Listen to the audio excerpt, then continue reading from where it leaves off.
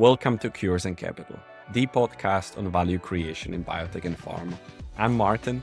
I'm Simon. And today we are talking to another exciting guest, someone who is not afraid to go against the flow in order to improve the innovation in the industry, Mike Rea. With over 35 years of experience in the industry, he had seen a thing or two. Together with Idea Pharma, a company he founded, they have been at the forefront of helping companies reach the full potential of their pipelines. And the results, they speak for themselves. They have worked on 8 of the 15 biggest launches in the last 5 years. So Simon, what can our listeners look forward to in this episode?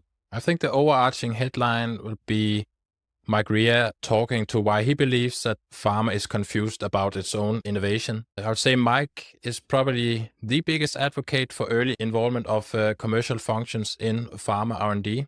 Then it will be a lot about decision quality, and Mike is a huge proponent for optionality in drug R&D. He has some insights on decision-making process for sure. Then we'll also discuss the ranking of pharma companies by their innovation impact, and we'll also discuss innovation culture in pharma and biotech, and talk a bit about organizational design, the power of small teams in pharma R&D. As usual, after the interview with Mike, Simon and I will go over our reflections and takeaways. And as always, all views and opinions expressed in this podcast are our own and do not represent that of our employers. Now, please welcome Mike Rea. So, Mike Rea, welcome to our podcast. We are happy to have you here with us. Thank you for having me. Before we jump into the interview, could you tell us something more about yourself? And I think before you jump straight in, you have this thing on your LinkedIn profile that says that you are a pharma innovation protagonist, antagonist, and a geek. Could you implement that in your answer? Because I'm really curious. I've been in pharmaceuticals for about 30-something years now. Actually more than 35 years. And over that time, you get to see some things done very well. You get to see some things not done very well.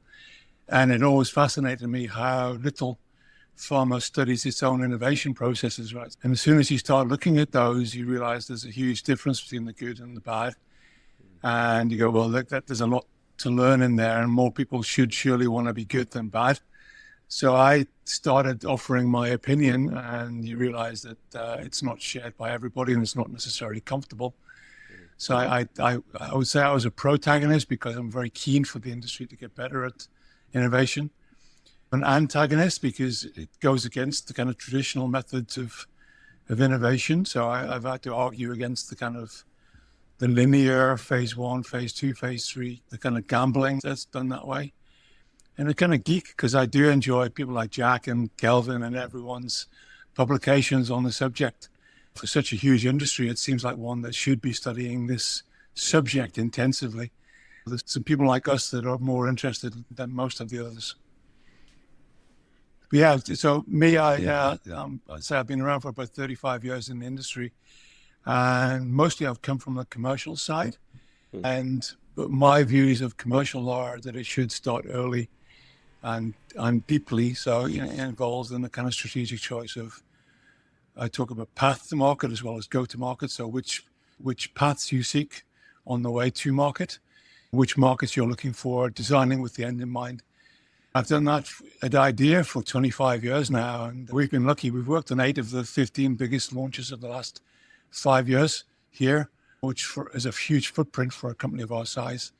So we know that what we do has an effect, and we know what we do is along the right lines. So I tend to get to talk more on my own now versus just from the perspective of the company. Yeah, super interesting. Thank you for the introduction. And I just want to say one thing before I throw you to Simon, and that is not only have you been in the industry for a long time, you're also quite an active voice, I think contributing on many different forums, which is all great, insightful analysis. I appreciate that. It's just one of those things. I always thought Twitter and X was great for this because you could interact directly with CEOs and people with great opinions like Kelvin, like Jack and others. And you get to meet a lot of people that way.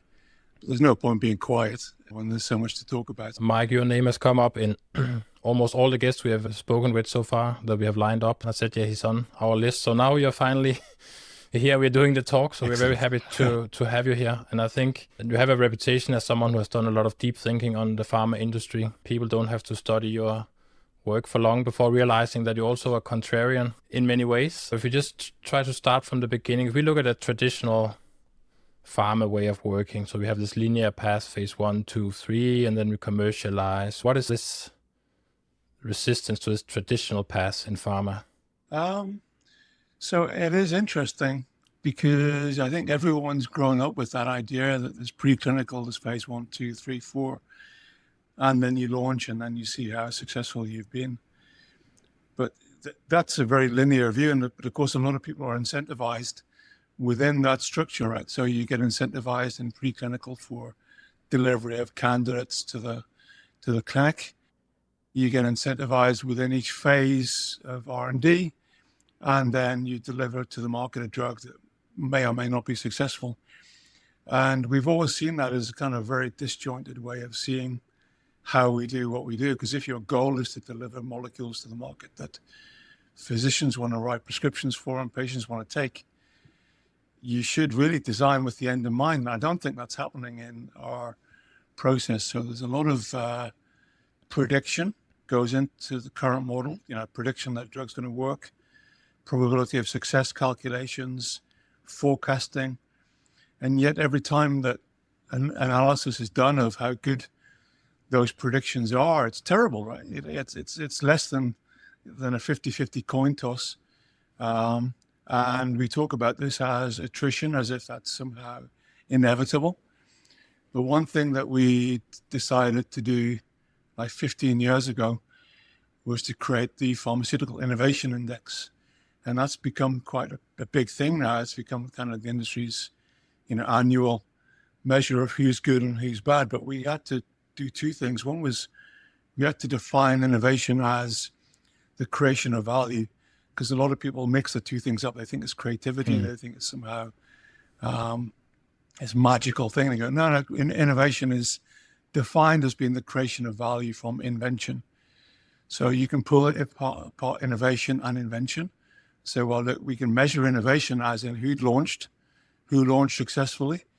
And we asked ourselves a basic question, if you gave the same molecule to two companies at the beginning of phase 1, would they be equally successful? And everyone sort of in their hearts knew that the answer is probably no. If you give it to, AstraZeneca versus Bayer, they probably end up in different places in the market. They might end up there or not. So we thought, well, those things are probably measurable. So we looked at about 60 different parameters that would indicate who'd done better at that job. Yes. And we created the index, and the first year was just an interesting experiment. We thought this is fascinating. We published it, and the first person to call us was actually Paul Stoffels, who at the time was head of R&D at J&J. He said, look, this is really interesting. We've been looking for something like this for a long time because we want to know how to get better at R&D. And I thought, well, that's interesting. And then, we carried on. We improved the system in year 2, and then more and more people started getting interested, like Mene Pangalos at AstraZeneca and a few others. We ended up having some great conversations as a result of that. So we knew we were doing something right. But that for us was so critical because you were able to see who was good for 1 year, but who was good serially, who was good, over many years, which should be a kind of predictor. But then I think, as you and I have spoken about the kind of difference between companies that are good at invention, who are good at getting molecules to market, and who makes money from those molecules when they launch, which should be everyone's goal. But some companies are good at one, and some companies are good at both. Some companies are good at neither, but they kind of retain their place in the top 30 for their kind of old drugs. So no, we ended up opening up this vein of very interesting information that we find fascinating and should be a good guide to how to rethink things. Before we try to discuss how to work with this in practice, I was wondering, and you spoke a little bit about your career, some observations that were formative in some sense in shaping your philosophy. But is there one specific example or two examples you say, seeing this example of drug development, whatever, that really intrigued me. Yeah, well, we were lucky enough to work with Lilly about in the 90s, early 2000s on Cymbalta, which is, one of the industry's still biggest drugs. But we were lucky to work with it before it started its phase 2. So commercial, but we were involved in looking at the profile. And it was clear that this could launch as an antidepressant. But the antidepressant space, which Lilly were already in, was a tough space to launch, right? It already had pretty much what it needed. Cymbalta probably wasn't going to be a better antidepressant than what they already had. And in the meetings, I remember the day when we sat there and we discussed the profile of the side effect. The people's pain score seemed to improve, right, when they were taking Cymbalta. And the question was this kind of real finding? Was it really effective in pain? So would it work in people who were depressed, or would it work in everybody? And, we certainly asked the question, look, that's a really interesting question. Shouldn't we find out? And then we have a really interesting answer if the answer is positive. So we were lucky enough to be able to get Lilly to commit to doing a phase 2 study in pain where people had depression. But they also did a phase 2 study where people who had pain with no depression were enrolled. And we saw a positive pain effect. Well, that was great because we were able to do the phase 3 in that population. We were able to launch as a pain drug, and where depression hurts became the tagline for the adverts and everything, but it was the core positioning idea. So we said that we'd done positioning, but really we were involved so early that this was changed the clinical program, changed the regulatory strategy, changed the commercial strategy. So for me, that was a really early indicator of, look, if you're going to make a difference to the commercial profile, you have to be involved early enough to make a difference to the commercial profile. And otherwise, you're handed this kind of data set that you have to market, and it might not have the right endpoints, it might not have the right kind of claims.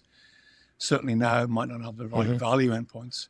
And we've done that Cymbalta model a lot through kind of our career of being involved in phase 1, crafting commercial profiles, opportunity profiles.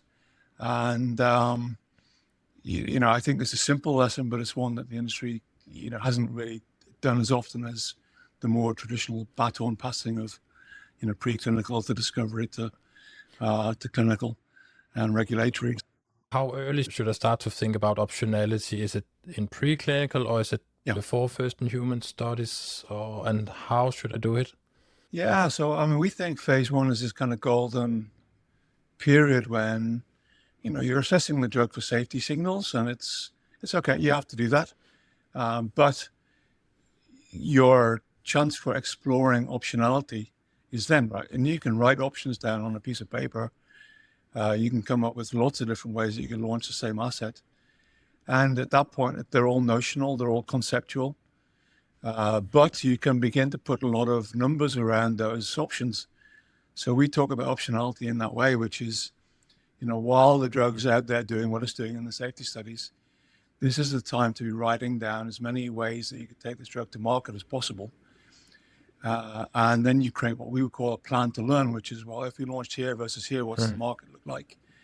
In 20 years' time, what does it look like in 15 years' time? What's the competitive set? What price might you get? What's the probability of success on the way through? Are there different ways to do the studies? Are there segments of the population? Each of those creates a different option, but they have different value, they have different risk profiles, they have different value profiles. So on paper, this is a portfolio of options, right? This is really what any stock trader would want to look at and say, well, look, I might make a different choice than the clinical guy who might well prefer the probability of technical success kind of axis. But it's such a perfect period to be doing this kind of a brain exercise of, where could we launch? Because it doesn't cost anything at that point. You're not putting the drug into the studies, but you still have room to do the kind of useful phase 2s. And we did this recently with a large client where we found the drug would probably, in oncology, the drug would probably work on a novel endpoint, but this endpoint was not currently approvable at the FDA.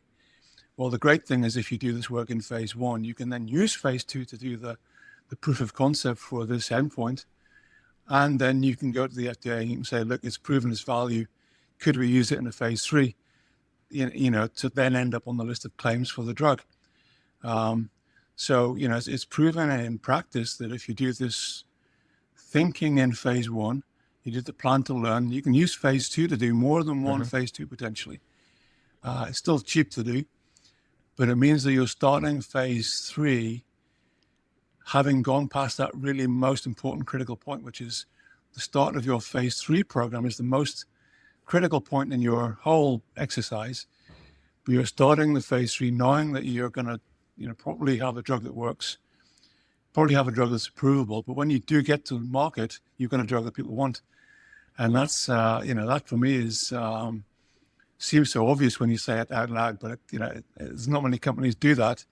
They tend to do the, the most obvious clinical profile commercial one. Write down on a piece of paper as many options as I could think of. So how many options are we talking about? Is it 10 or is it even 100? Yeah, well, we have a process we call 5X, which means that we get down to at least 5.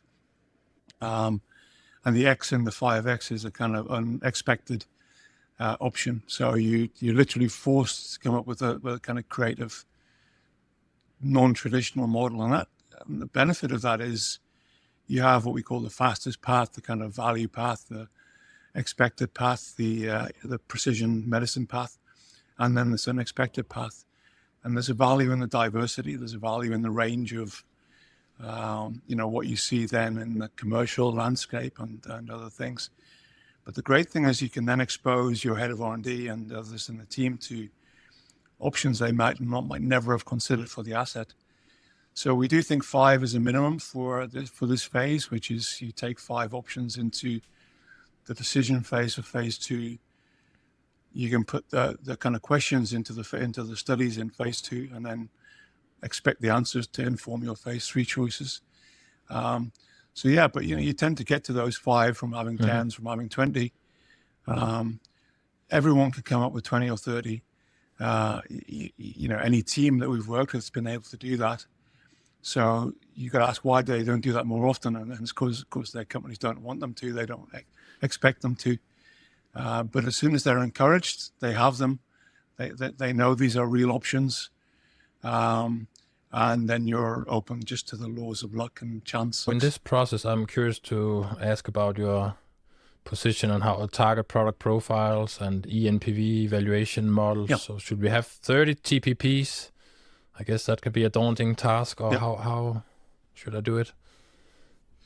Well, yeah. Well, I do think 30 TPPs is better than 1, right? Because my biggest issue is, when you have 1 TPP, you have no choice. You're left studying it or not studying it. There's no other variation possible. So I do think having variation is important, and having optionality is important. But you need a way of valuing your TPP, right? You need a way of saying, look, it has a financial value, it has a kind of a risk profile associated with it. And the question about the TPP and the ENPV that I've always had is, no one expects the E in the ENPV, right? They know it's directional. They know it's probably wrong, but at least it's a benchmark. And if you do a rough ENPV for 10 options or 5 options, you certainly have an array of different values that you can choose between, especially if you've used the same process for all of them and they've been built up from the bottom, which is patient level information. You're reducing your guesses on the market, what landscape and the price and all those things. You say, well, that's a good guess. It doesn't have to be right. It has to be in the right frame of reference. So you can do that work roughly right early on, and you end up with a kind of at least a way of making decisions, which is all that you're looking for. You're not looking to be accurate in 20 years' time. You're looking to make a decision now. So some of the near-term things, the risk of the drug making it through phase 2 are important. The rough market size, the rough differences between the risk profiles of different paths are going to be important, like if you include a precision medicine parameter or not. But the one thing the industry's been really bad at is favoring oncology indications recently, because actually the PTS, probably a technical success in oncology, is relatively high, right? If you have a drug with a signal in phase 1, phase 2, that signal is pretty reliable in precision oncology. But it tends to over-index then when you do a portfolio review, because neurology and other places, have terrible signal read-throughs, but often are potentially good when they do get there. So I think as long as you understand the decision quality should be influenced where it's important, but you can't, of course, make a reliable decision of phase 1, phase 2. You can make a good decision about what to take forward, but you can't make a perfect decision then.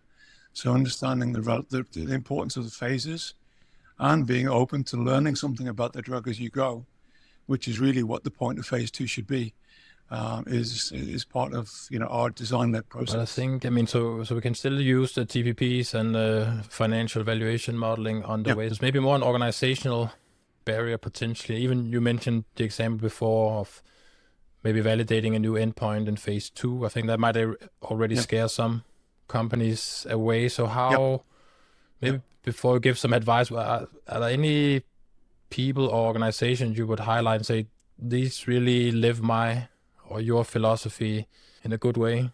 Well, I mentioned Lilly with Cymbalta, and they've done well, I think, from doing this a lot. And they've entered areas that other people weren't entering because of their approach to early phase. And there are some companies that, have mentioned Novartis, that they're good at launching drugs, right? They're good at getting drugs to approval. I don't think they do the commercial thing very well. They tend to launch drugs that don't do well commercially. But, they're top of the industry when it comes to launching drugs. But I think the hard thing is that teams themselves tend to do their own calculations, on the drug that they have in phase, and their jobs are often dependent on the drug making it through portfolio review and going forwards. So if you look at their evaluations of PTS or, probably commercial success even, they're often self-serving. So, it's amazing how many NPVs get to the $1 billion a year threshold, knowing that if you're under that, your drug's killed anyway. And if you're 7 billion a year, no one's going to believe you. So a lot of drugs, arrive at that place where they're just good enough to make it to go forwards without putting too much risk on any of the factors in the decision. But the teams themselves rarely come under scrutiny, and there are things we've seen over the years. I remember one meeting where we had a guy he's like this kind of savant when he's looking at spreadsheets, and he looked at someone's forecast model. This was in phase 2.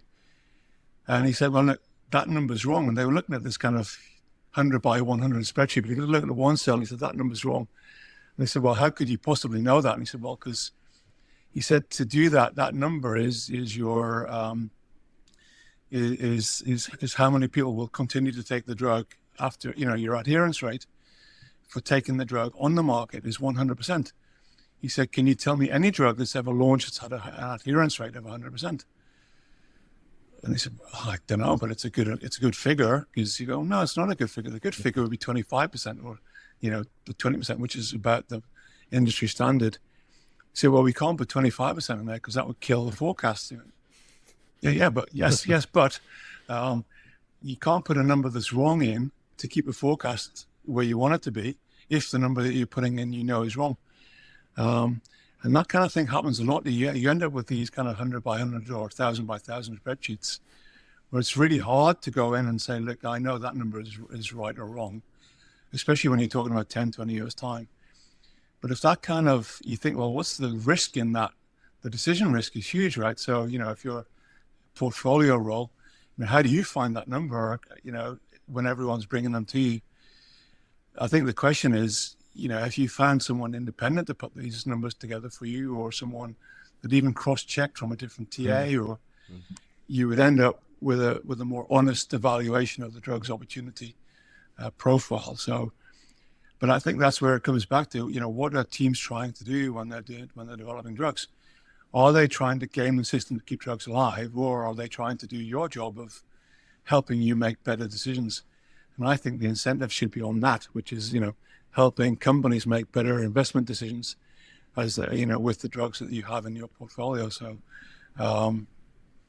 we see it a lot, but it's easy to understand why you get what you incentivize.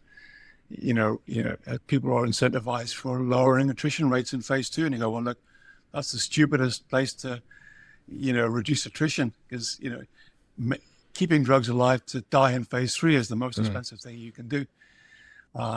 But companies incentivize that behavior in the way they're set up at the moment. I think that's really insightful, Mike. And I was thinking maybe if you were to give a piece of advice to an asset team sitting out there somewhere in the world with one TPP, one path forward, they may be a little bit curious about how can we explore optionalities. What would be your advice to such a team? Well, even with one TPP, so, our positioning process, you look at which place in the market are we going to occupy, which segment, which unmet need, which physician type. Even in phase 3, sometimes still you can continue to talk about something more than something else, because you are positioning a drug for a marketplace, and you go, well, there are people who want something from that drug, that kind of value proposition. Continuing to emphasize that. We did this with Ocrevus, for example. Ocrevus was, recently claimed by Roche to be its most successful launch ever. But we got to work on that when it was kind of an exciting drug in phase 3 for Roche. They had lost their ambition for the drug, but we got to work with a kind of motivated small team. And they focused in MS, multiple sclerosis, on really what was a very meaningful clinical endpoint, which they had in their study, but wasn't emphasized. So, the drug had one TPP, it had entered phase 3 with that TPP. But the one thing that was kind of not standing out should have stood out. And that was really what we emphasized in the launch was, this remission, but also the sort of maintenance of, disease modification on the way through. And simple message, simple focus for the team, got everyone excited, got the MS patient population excited. And this Roche CEO said it was the most successful launch they'd ever had. So you can still make a difference later on in phase, but if you've gone back in time, that drug, who knows, maybe you gain 5 or 10 years on the life cycle opportunity. Many companies have life cycle expiry as a kind of focal point, right? Which is how do we maintain the patent life for us for as long as we can? But you can extend that opportunity forward. Many companies have a very slow uptake on market. Well, if you just extend that curve backwards into year 1, year 2, and you made another $1 billion, $2 billion, that carries forward really well financially. And if you can increase the uptake curve on market on day 1, you've made a massive difference to that drug's life cycle. I think so. You spoke a bit about how maybe the situation of teams and how they think. In your experience, what advice would you then give to the executives out there in charge of decision making in the companies? Should they have a different piece of advice? Yeah. Well, we tend to talk a lot about the idea that teams should be, we call independent of of maybe even a TA or other things. So the teams themselves should be independent, but the people in the team should be interdependent, as in, they should be relying on each other for the things that they don't know. So the clinical people should rely on commercial to tell them something they don't know. So interdependent and independent is really important. And they should have someone leading the team that's kind of invested in the asset, who doesn't come from any of those traditional, specialty areas. So if you're from clinical or regulatory or commercial, your mindset's different than the people in the team. That's okay. That's healthy. But no one should be in charge of that, right? So if you're going to optimize for, PTS, then you get what you ask for. You get drugs that succeed, and they're kind of zombie drugs, making their way through pipelines until they die or they launch and die. But if you've got teams where people are genuinely influencing each other, almost you go back to what we used to see in the industry, which is teams of 5 to 10 people, who would go all the way through a drug's life cycle. Now you see teams of 80 people in phase 2, and 40 of those people are doing this for the first time ever in their career. So they're really adding no value to the decision making. We would argue for small teams that are kind of capable, invested in the drug, but open to it, not being everything everyone wants it to be, telling the truth, but really being interdependent. So listening to commercial when they say they want a novel endpoint, listening to someone saying, well, here's why we can't do that study in 6 months. It's got to be a 2-year study. Everyone has this unique, exquisite expertise that doesn't really get listened to around the table. They argue, they arrive at compromises, and compromises don't help anybody. There should be someone's opinion that they're prepared to stand up and argue for. So I think teams have got too big. I think they've got too much in favor of just commissioning more work, more research, more stuff. I don't think that's helped. And we haven't seen that in the productivity numbers either. We haven't got to 100 drugs a year yet. We've got to 75, 70 occasionally.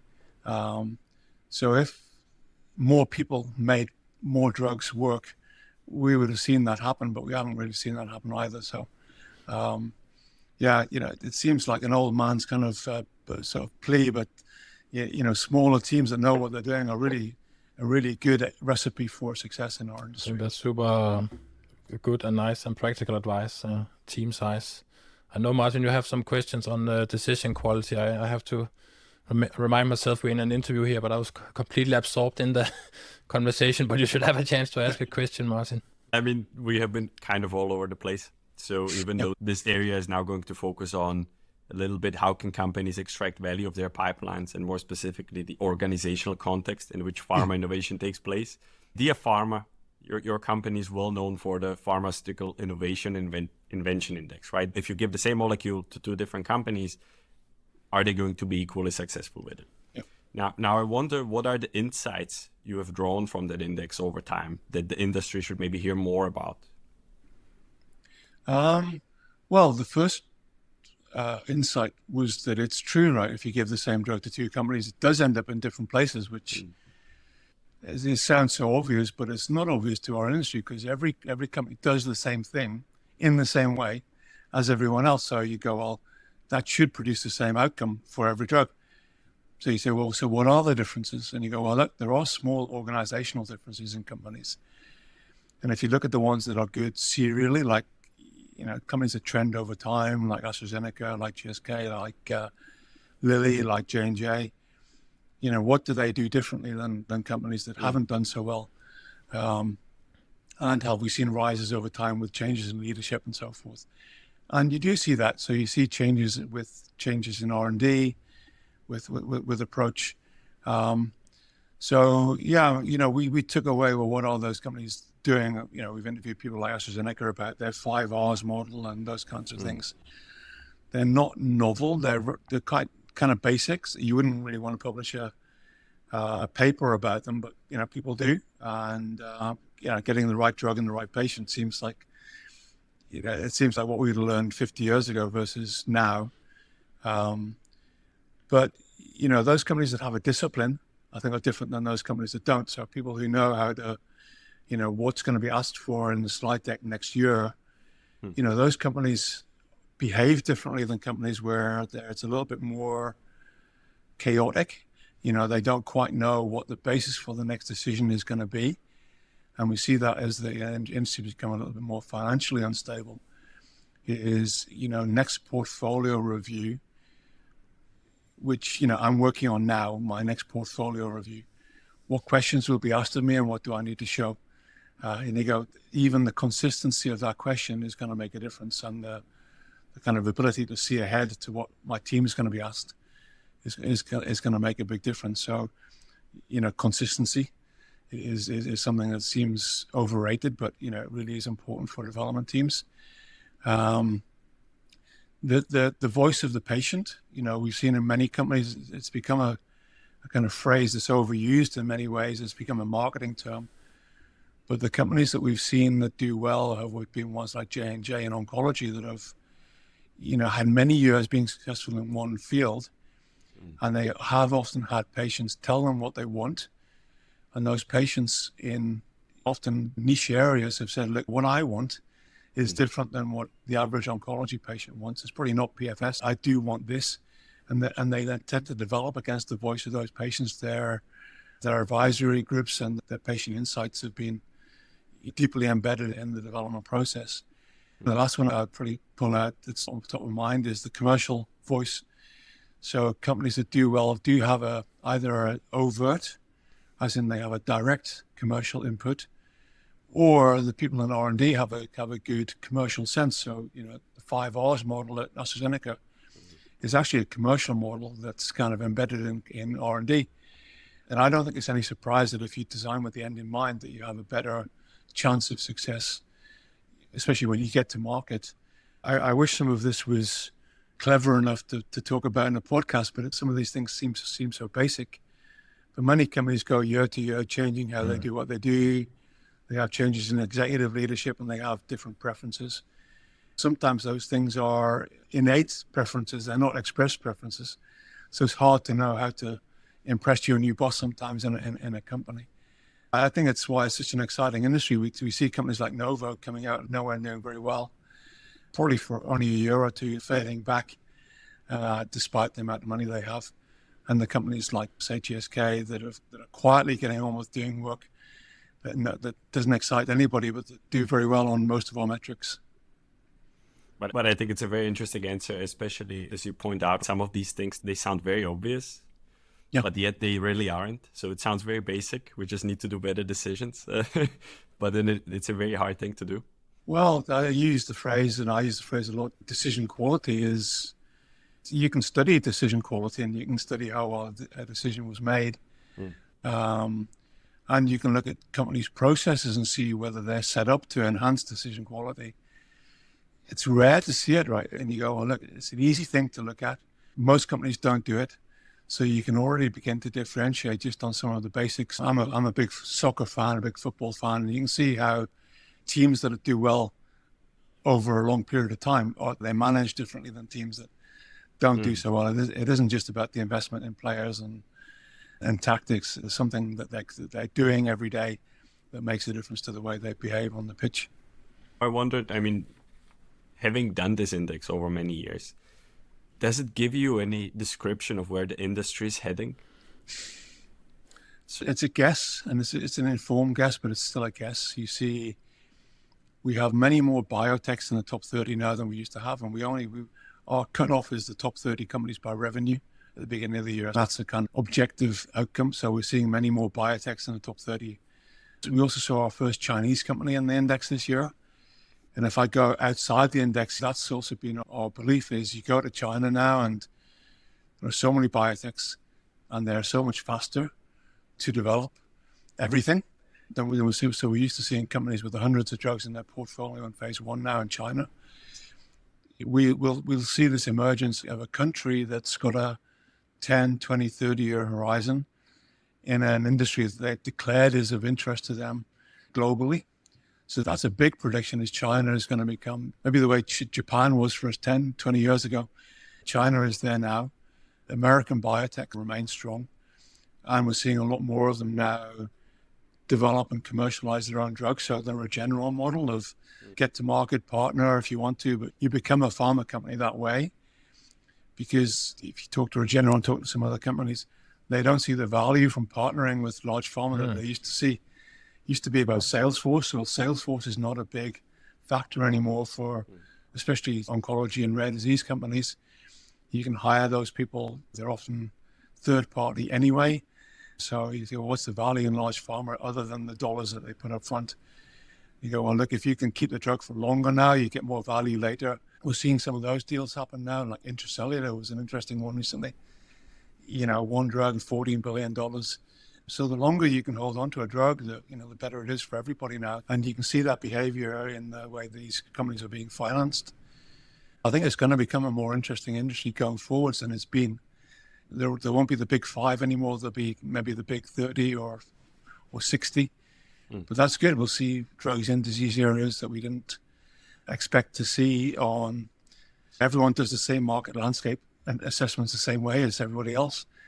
Well, that's not true in biotech anymore. They're doing their own asset-led market landscape assessments. They're developing drugs that have individual opportunity landscapes, and that's healthy. It's a bit like the music industry now. It doesn't look like it did 20 years ago. The sources of revenue are not the same as they were, so you see more variety.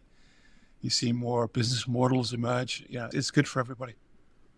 Can I ask, because now I noticed, I keep hearing a lot about AI, but nowhere among all the things you just mentioned have I heard AI and digital innovation. In our industry, it tends to be talked about in two ways. There's the kind of AI discovery guys, and then there's the people who are really using it. And the AI discovery is probably an interesting thing. We don't know if they're going to be better at discovering drugs than somebody else. And they won't know until they put them into the clinic. And that's the hard yards for an AI molecule. So you have to go on belief that they're better, and recursion and others are kind of interesting. We'll just have to wait and see. Where AI is fascinating for me is the companies that are great at this, like Amgen, right? So they had a head of R&D who's become their CTO, and Dave Reese. Well, Dave knows Amgen from top to bottom, right? So he knows where AI can make a difference, and he's deeply embedded in the world of tech. And you do see Amgen doing small things that make a big difference, like reducing documentation time from 6 months down to 1 month. Knowing that makes a massive difference as you start to come towards getting drugs ready for approval, all of the way through decision-making, through processing. We'll see companies become more efficient at being companies, just using AI the way every other company does. But no one's going to talk about it. No one's going to get excited. No one's going to be in stat for doing that. So I am excited about AI, but not for the kind of big headlines, but really for the kind of process transformation. And then you come to my space, like decisions making. You ask the question, can you have 20 TPPs? Well, if you're an AI model, you can have 1,000 TPPs arguing with each other about through their own predicted landscapes. That's going to be a better way of doing decision support than we've been used to with paper and Excel. That's a very clear answer. You touched upon it indirectly. If you distill the insights from your index, right, from your analyses, would there be any advice for the decision makers out there in the industry? And now I mean specifically maybe the R&D or commercial functions. Would it be just work together and maybe early on? I guess it's hard to get companies to work together with each other, right, because they are competitive beasts. But the decision makers in companies, I think often don't talk together. They often have typically, I hate using the word McKinsey, but they usually have some kind of McKinsey process, which has never been tested against any kind of measure of value, but they're using it anyway because it's McKinsey. And the decision makers follow a process, but they're not usually making decisions on the back of that. I think comparing and contrasting the quality of decisions that you're making in the company is a good group exercise. People do have insights into what went wrong with their last set of decisions. There should be a feedback loop, so companies should be continuously improving their decision processes. So I think it's a healthy conversation for companies to have internally about where decisions are, what is a real decision and what's not, right? So a go decision is only a half decision. It's not really a decision. It's a kind of, let this thing drag on for longer. Let's roll the dice one more time. It's not really a decision. It's kind of gambler's paradox, if you like. So I do think people could compare and contrast how and where they make decisions. If one TA has outperformed another in a company, it's worth listening to why. And it might be scientific, it might not be. It might be because of the people or the processes. There are forums like the New Product Planning Forum and others that are existed within the industry where people can share best practice on how to do some of what we're doing. It can be a little bit fashionable sometimes. Mostly it's good people who do good work, listening to old seasoned people who've got something to tell the kind of young folks. We are not that far in the episode list so far, and I've heard gambling multiple times, which is maybe not great. Well, one of the people I had on my podcast, Annie Duke, world champion poker player, and she used her thinking in bets book to kind of have people examine how they make decisions. And it isn't so different, right? So you are making, informed decisions about this period in the time that you can't predict accurately. So the question is, how do you make a decision when you can't predict accurately? Yeah. And then she comes to a lot of good kind of insights, like this kind of famous one, the monkey and the pedestal. If you have to have a monkey that can juggle standing on a pedestal, it makes sense to find a monkey that can juggle first before you start building a pedestal. And the industry tends to do the opposite, right? It tends to bet on the monkey versus the pedestal. So I do think gambling has a lot to teach decision makers about how to make decisions, because gaming is not so different than portfolio management. You're looking to make better bets than somebody else does on average, and that's where your advantage is going to come from. That's the same as every VC, every PE company out there as well. You're looking to make nominal 2% advantage over your competitor. Will see you doing a lot better than they do over time. Gambling can seem frivolous, but there's a lot of time invested in how people make better decisions. That was actually a great answer. I really love this answer. Thank you. In terms of being an enabler of value creation, how do you see the innovation culture in biopharma today in general? I think it's confused. So, I think the word innovation is problematic because it's not well understood. That was why we were so clear on the definition being important before we started calculating it. Is because innovation has had lots of what-if type companies coming and doing workshops and filling walls with pictures and things, and it all seems innovative. But as soon as you come down to, well, look, it has a goal and it has an objective, and therefore you can measure it. Innovation culture itself often seems, way more exciting than it is. But as soon as you look for, we want to see a difference in having done what we've done. You go to a company, you should be able to see the transformation that just happened. It has to be important to look at what you're measuring, because, you can't see the impact of doing what we discussed, right? Having more optionality in phase one doesn't improve your success rates of phase one or even phase two. That's not what you're trying to do. You're trying to improve the decision that you're making to go into phase three. So you wouldn't expect to see an impact on phase one, phase two. You might even increase the costs in phase one, phase two. So I think as long as you're aware of what you're trying to do, this cultural impact of innovation, I think it's deep and meaningful, but you have to understand the job.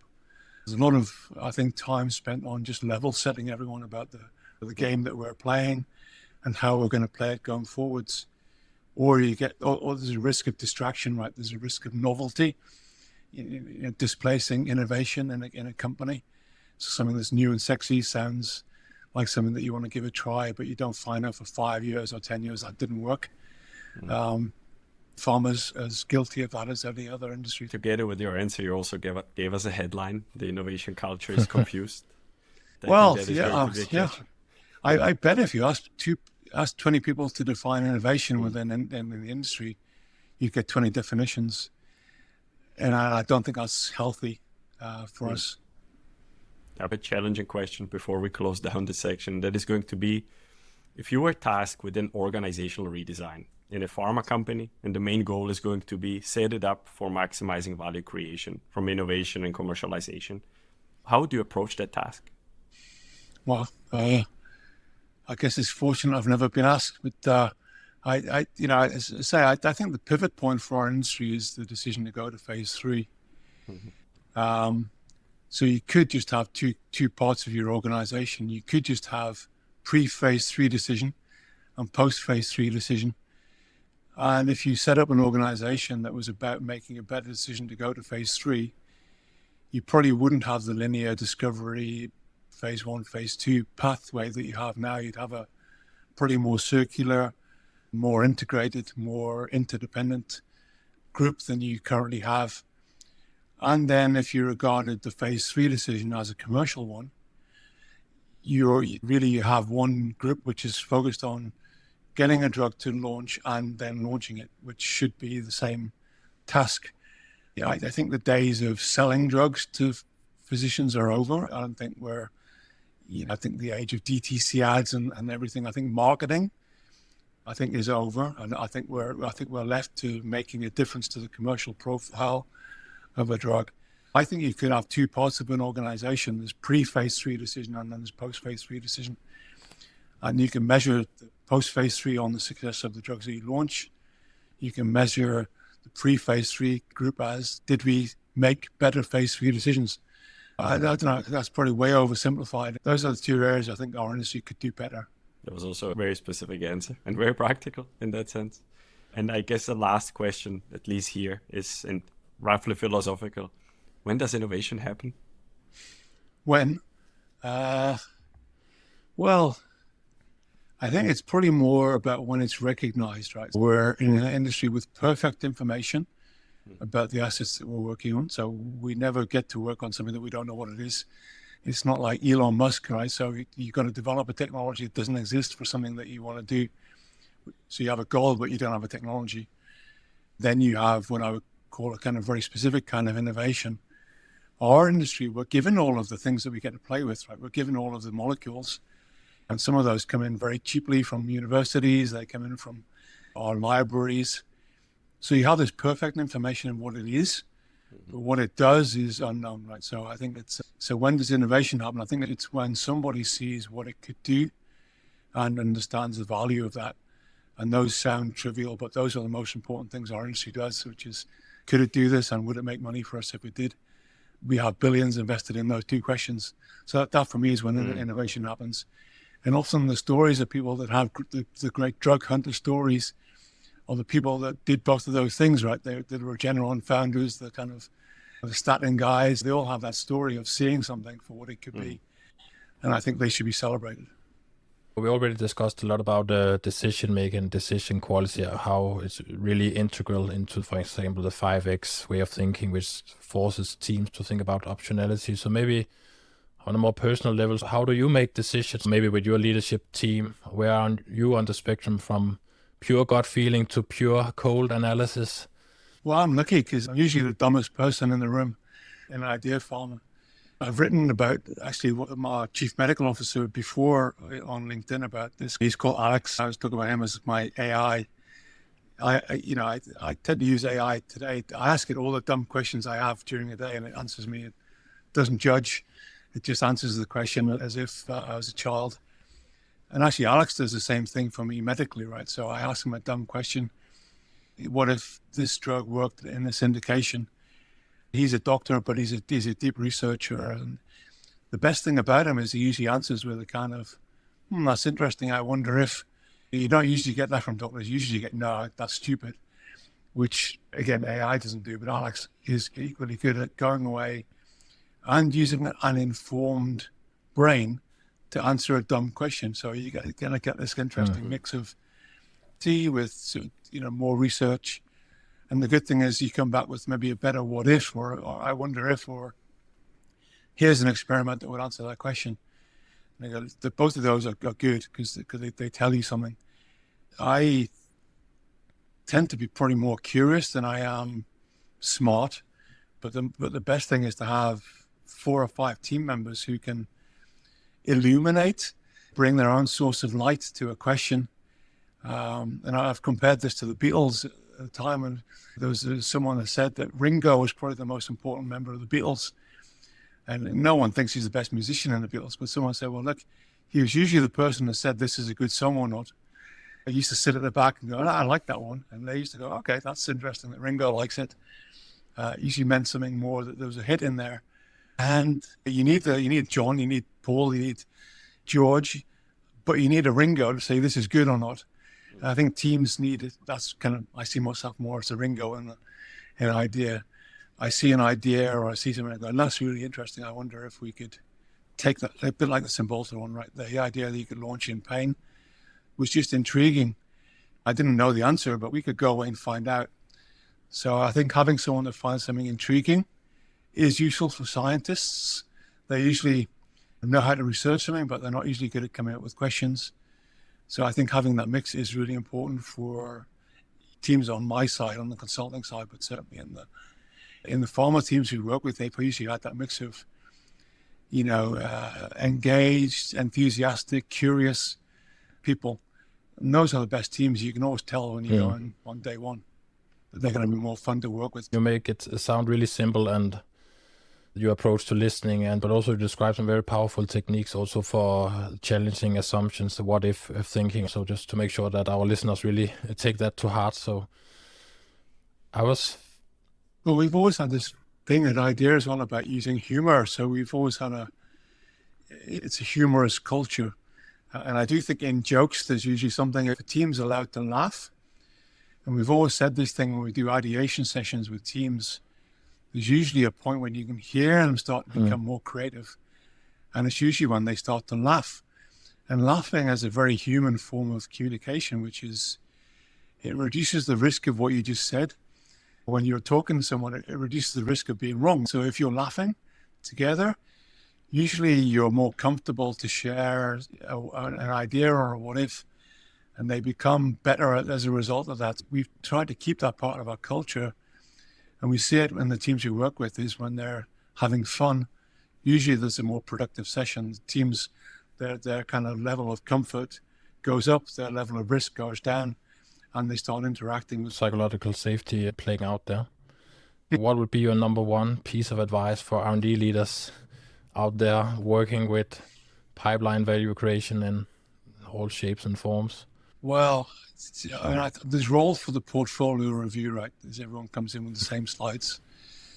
But I bet the most important thing is that those slides take 10% of the time that you have in the review. So the slides take 10%, and 90% is given to conversation and debating what's in the slides, what's not in the slides, listening to the teams honestly is probably the most important advice. It's just what I hear good R&D leaders do all the time, is getting under the hood of what's in the slides, looking for real opportunity, interacting, enhancing, guiding, steering. But so good R&D leaders, I think, are open to their teams being right, but they probably want to uncover a better truth that's in the slides than the teams have wanted to share. And it is a collaborative exercise, right? No one launches a drug by themselves.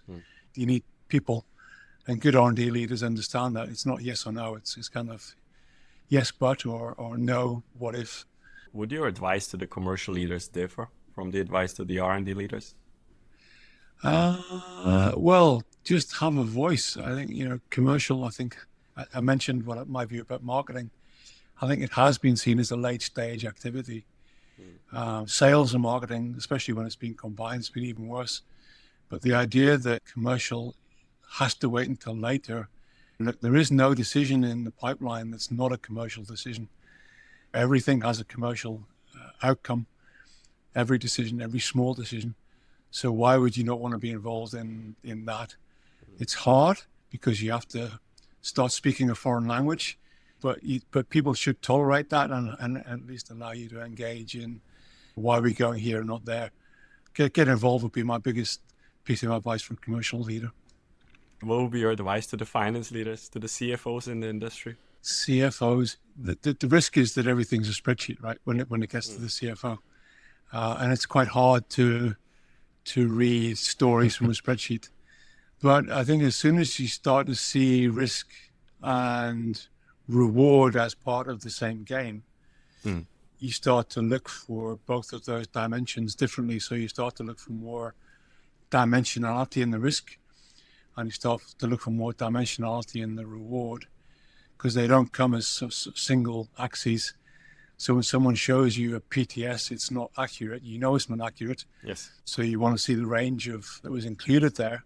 And then you can work with the downside and the upside risk, and you can work with the downside and the upside on the revenue side. It's not something I understand particularly well, the kind of world of the CFO, but I think it's the most enabling force in the industry.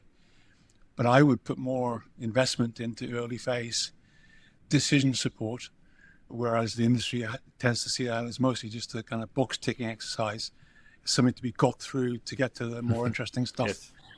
I think you can probably get a higher ROI from making better decisions early than making bad ones late, if that makes sense.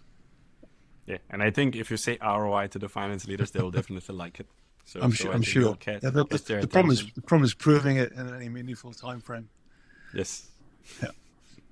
But now we are coming towards the end. Is there anything, Mike, that you feel like is important to say, but we didn't go over from your end? I think you've covered so much. Certainly all of my favorite subjects like decision quality and like optionality. And this idea of designing with the end in mind, I always feel dumb for saying these dumb things so often, but I think this industry really needs to hear that, repeated. All of the great case studies have been where the simple things have been done well. So I don't think we're going to reinvent anything. I just think we've got to keep the good news stories highlighted within the industry because they do teach us something about drug development. Now, looking forward a little bit, what are you going to be working on the year ahead? Well, I'm excited to get to China more. I just think that it comes back to my thing about diversity. The good news is there are biotechs who want to play the game differently, and then you might see changes to this traditional model come from a different place than we used to. So I'm hoping to be there more. I'm doing a lot more work with biotech. We've launched a kind of virtual CCO subscription thing, so biotechs can use us to do their CCO role, Chief Commercial Officer role, because Chief Commercial Officers are really hard to find in biotech. There aren't very many of them, and there are a lot of biotechs. So we think it's a really a good thing to be offering to biotech. So hopefully we'll get to allow people to hang on to their drugs for longer and see a little bit more value than they used to see. You already mentioned Annie Duke and Thinking in Bets, and I think she also had a book. I think you got it out of the book called Quit, which I think is specifically important for the R&D industry in one way or another. Do you have any other great reads you have read lately? Something you would like to recommend to our listeners? Oh wow! That's risky. I've got a pile of books. I've been collecting books faster than I can read them recently. I might put this in the show notes. Absolutely. I'll probably need 5 minutes And to put a think picture about of the whole bookshelf. Yeah, there's risk there. I'll pretend that I've read them all if I do that. Okay, and I think I'm just going to close this up with the last question, and hopefully that's a little bit also a fun question. When we go over your social media, there's a lot of pictures with your dogs. So what's up with you and the dogs?